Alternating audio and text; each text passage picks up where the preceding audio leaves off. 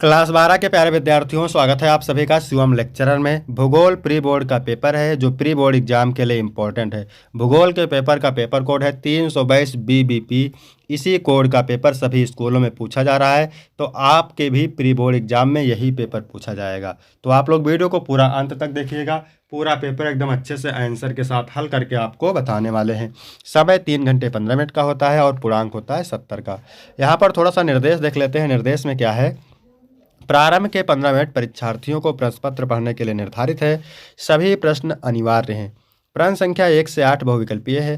प्रश्न संख्या 9 से 16 अति लघु उत्तरीय प्रश्न है, जिनका उत्तर आपको 20 शब्दों में। प्रश्न संख्या 17 से 22 लघु उत्तरीय है, जिनका उत्तर आपको 50 शब्दों में। तथा प्रश्न संख्या 23 से 24 विस्तृत उत्तरीय है, जिनका उत्तर आपको 150 शब्दों में। तथा प्रश्न संख्या 25 से 26 मानचित्र कार्य है। सभी प्रश्नों के निर्धारित अंक उनके सामने अंकित हैं कि कौन सा प्रश्न कितने अंक का है। उपयुक्त रेखा मानचित्रों एवं आरेखों से अपने उत्तरों की पुष्टि कीजिए। तो सभी लोग वीडियो को लाइक करेंगे, चैनल पर नए होंगे चैनल को सब्सक्राइब करेंगे, शेयर करेंगे। चलिए वीडियो को शुरू करते हैं। ठीक है, प्रश्न नंबर 1 है, नव निश्चयवाद की संकल्पना का प्रतिपादन किसने किया? ब्लास ने, ब्रूंस ने, ग्रिफिथ टेलर ने, रैटजल ने। तो ग्रिफिथ टेलर ने किया। आपका सा ऑप्शन राइट हो जाएगा। यदि आपको इसका PDF चाहिए तो डिस्क्रिप्शन में टेलीग्राम की लिंक मिल जाएगी, वहां से टेलीग्राम ज्वाइन करेंगे, आपको PDF मिल जाएगा। फेजेंडा से क्या तात्पर्य है? पश्चिम अफ्रीका में कोको के बागान, मलेशिया के रबड़ बागान, ब्राज़ील में कहवा के बागान, श्रीलंका में चाय के बागान। तो फेजेंडा से तात्पर्य है ब्राज़ील में कहवा के बागान। इसके बाद 13 नंबर तीसरा क्वेश्चन है, निम्नलिखित नगरों में से कौन सा एक पर्यटन नगर नहीं है? मथुरा, रांची, शिमला, वाराणसी। तो रांची नहीं है, आपका बा ऑप्शन करेक्ट हो जाएगा। भाखड़ा नागल बांध किस नदी पर बना है? झेलम, यमुना, सतलज, ब्यास। सतलज नदी पर बना है। भाखड़ा नागल बांध सतलज नदी पर बना है। इसके बाद 5 नंबर है, हरियाली परियोजना संबंधित है ग्राम विकास से, नगर विकास से, जल संभर विकास से, वन संरक्षण से। तो हरियाली परियोजना जल संभर विकास से संबंधित है। 6 नंबर पूछा गया है, निम्नलिखित में कौन सा प्राथमिक क्रियाकलाप नहीं है? खनन, कृषि, परिवहन, आखेट। जो परिवहन है ये प्राथमिक क्रियाकलाप नहीं है। इसके बाद 7 नंबर पूछा गया है, हल्दिया पत्तन बंदरगाह अवस्थित है तमिलनाडु में, उड़ीसा में, पश्चिम बंगाल में, महाराष्ट्र में। पश्चिम बंगाल राइट आंसर हो जाएगा। 8 नंबर है, भारत का सर्वाधिक नगरीय जनसंख्या वाला राज्य है? पश्चिम बंगाल, महाराष्ट्र, तमिलनाडु, उत्तर प्रदेश। तो भारत का सर्वाधिक जनसंख्या वाला राज्य है महाराष्ट्र। ठीक है, इसके बाद है अति लघु उत्तरीय प्रश्न, जिनका उत्तर आपको आंसर के साथ बताने वाले हैं। ठीक है, 9 नंबर प्रश्न पूछा गया है, जनसंख्या घनत्व को परिभाषित कीजिए।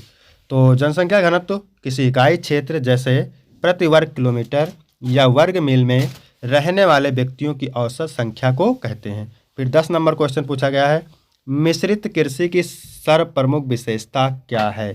तो मिश्रित कृषि की 2 सबसे प्रमुख विशेषता, फसल उत्पादन और दूसरा क्या है? पशुपालन। इसके बाद 11 नंबर प्रश्न पूछा गया है, प्रौद्योगिकीय नवाचार को स्पष्ट कीजिए। तो प्रौद्योगिकीय नवाचार का अर्थ है नई या बेहतर तकनीकों, उत्पादों, प्रक्रियाओं या प्रणालियों का विकास और उन्हें लागू करना, जो मौजूदा क्षमताओं को बढ़ाते हैं, समस्याओं का समाधान करते हैं और दक्षता व मूल्य प्रदान करते हैं।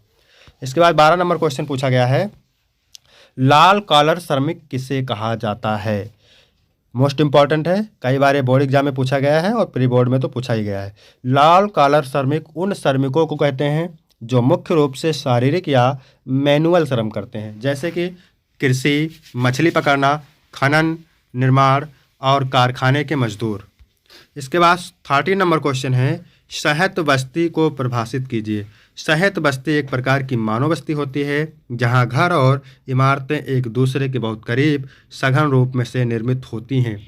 अक्सर एक केंद्रीय स्थल पर केंद्रित होती हैं और आपस में आसपास के खेतों या चरागाहों से अलग होती हैं, जो आमतौर पर उपजाऊ नदी घाटियों और मैदानों में पाई जाती हैं जहां कृषि मुख्य व्यवसाय होता है। इसके बाद है 14 नंबर प्रश्न, नाभिकीय ऊर्जा क्या है? भारत के 2 प्रमुख नाभिकीय ऊर्जा केंद्रों के नाम लिखिए। तो नाभिकीय ऊर्जा परमाणुओं के नाभिकों के टूटने या जुड़ने से निकलने वाली ऊर्जा होती है, जिनका उपयोग बिजली बनाने में होता है। इसके बाद 15 नंबर क्वेश्चन है, भारत के किन्हीं 2 लौह अयस्क उत्पादन राज्यों के नाम लिखिए। तो यह पहला है गोवा, दूसरा छत्तीसगढ़। इसके बाद है भारत के किन्हीं दो भाषाई समूहों का उल्लेख कीजिए। तो भारत के दो प्रमुख भाषाई समूह हैं हिंद आर्य और द्रविड़। इसके बाद है मेरे प्यारे बच्चों लघु उत्तरीय प्रश्न। 17 नंबर प्रश्न है मानव के प्राकृतिकरण की व्याख्या कीजिए।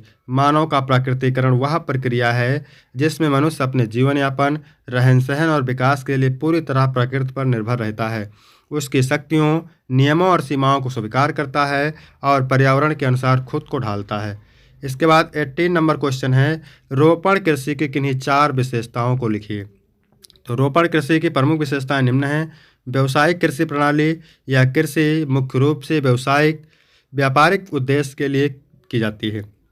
एकल फसल की खेती, बड़ा कृषि क्षेत्र, आधुनिक तकनीकी का प्रयोग, उच्च पूंजी निवेश।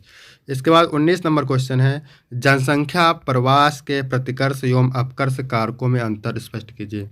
तो जनसंख्या प्रवास के प्रतिकर्ष कारक वे नकारात्मक परिस्थितियां हैं जहां लोगों को अपने मूल स्थान से दूर ढकेलती हैं, जैसे गरीबी, बेरोजगारी, युद्ध, प्राकृतिक आपदाएं। जबकि अपकर्ष कारक वे सकारात्मक विशेषताएं हैं जो लोगों को किसी नए स्थान की ओर आकर्षित करती हैं, जैसे बेहतर रोजगार, शिक्षा, स्वास्थ्य सुविधाएं, बेहतर जीवन स्तर। इसके बाद 23 नंबर है मानव विकास के 4 उपागमों की वर्णन कीजिए। तो हर साल बोर्ड एग्जाम में पूछा जाता है, प्री बोर्ड एग्जाम में तो पूछा ही गया है, बोर्ड एग्जाम में हर साल पूछा जाता है। तो पहला हेडिंग है समता, सभी व्यक्तियों के लिए समान अवसर और संसाधनों की उपलब्धता। दूसरा है सतत पोषणीयता, विकास की प्रक्रिया को इस तरह से संचालित करना कि भविष्य की पीढ़ियों के लिए संसाधन सुरक्षित रहें। उत्पादकता, आर्थिक विकास और मानव संसाधनों की क्षमता में वृद्धि। सामाजिक कल्याण, समाज के सभी वर्गों की भलाई और जीवन स्तर में सुधार। इसके बाद 21 नंबर क्वेश्चन है विश्व में कुछ देशों में लिंगानुपात महिलाओं के प्रतिकूल है, 2 कारण लिखिए। तो विश्व के कुछ देशों विशेषकर एशिया के कुछ हिस्सों में लिंगानुपात महिलाओं के प्रतिकूल होने के 2 मुख्य कारण निम्नलिखित हैं। पहला है समाज में पुत्र वरीयता। कई पितृसत्तात्मक समाजों में पुत्र को वंश चलाने वाला और बुढ़ापे का सहारा माना जाता है, जिसके कारण कन्या भ्रूण हत्या और लिंग चयन जैसी कुरीतियां प्रचलित होती हैं। दूसरा है बालिकाओं की उपेक्षा। स्वास्थ्य, पोषण और शिक्षा के मामले में लड़कों को प्राथमिकता दी जाती है। उचित देखभाल के अभाव में बालिकाओं की मृत्यु दर अधिक हो जाती है, जो लिंगानुपात को बिगाड़ता है। इसके बाद 22 नंबर है चतुर्थ सेवाओं को संक्षेप में उल्लेख कीजिए। तो चतुर्थ सेवाएं ज्ञान पर आधारित अर्थव्यवस्था का एक हिस्सा हैं। इनका संक्षिप्त विवरण निम्नलिखित है। चतुर्थ सेवाओं में मुख्य रूप से सूचना का संग्रहण, उत्पादन और प्रसार शामिल है। इसमें अनुसंधान और विकास, सूचना प्रौद्योगिकी, वित्तीय नियोजन, शिक्षा, स्वास्थ्य और कर संबंधी विशेषज्ञ सेवाएं आती हैं। ये सेवाएं उच्च स्तर के कौशल और विशिष्ट ज्ञान पर केंद्रित होती हैं, जो आधुनिक आर्थिक विकास का आधार हैं। इसके बाद है विस्तृत उत्तरीय प्रश्न। 23 नंबर क्वेश्चन है नगरीय बस्तियों का प्रक्रियात्मक वर्गीकरण प्रस्तुत कीजिए, अथवा चलवासी पशुचारण एवं वाणिज्यिक पशुपालन में अंतर स्पष्ट कीजिए। 24 नंबर है भारत में खनिज तेल संसाधनों पेट्रोलियम पर टिप्पणी लिखिए, अथवा करके दिया है मुंबई पुणे औद्योगिक प्रदेश के प्रमुख लक्षणों का वर्णन कीजिए। इसके बाद मानचित्र कार्य पूछा गया है। तो 25 नंबर प्रश्न है भारत के दिए गए रेखा मानचित्र पर निम्नलिखित को उपयुक्त चिन्हों द्वारा दर्शाइए और उनके नाम लिखिए। तो बिहार की राजधानी शहर है पटना। मध्य प्रदेश की एक प्रमुख नदी नर्मदा या ताप्ती चंबल है। भारत का सर्वाधिक जनसंख्या वाला राज्य उत्तर प्रदेश। भारत में जूट उत्पादक का एक प्रमुख क्षेत्र पश्चिम बंगाल हुगली नदी क्षेत्र। गुजरात का एक प्रमुख सूती वस्त्र उद्योग केंद्र अहमदाबाद। इसके बाद है मानचित्र कार्य। 26 नंबर प्रश्न देखेंगे। विश्व के दिए गए रेखा मानचित्र पर उपयुक्त चिन्हों द्वारा निम्नलिखित दर्शाइए, उनके नाम लिखिए। विश्व में सबसे अधिक कहवा काफ़ी उत्पादक देश ब्राज़ील। यूरोप का सबसे अधिक जनसंख्या वाला देश रूस यूरोपीय भाग। मिस्र की एक प्रमुख नदी नील नदी और चीन की राजधानी नगर बीजिंग। विश्व का एक उष्णकटिबंधीय मरुस्थल सहारा मरुस्थल।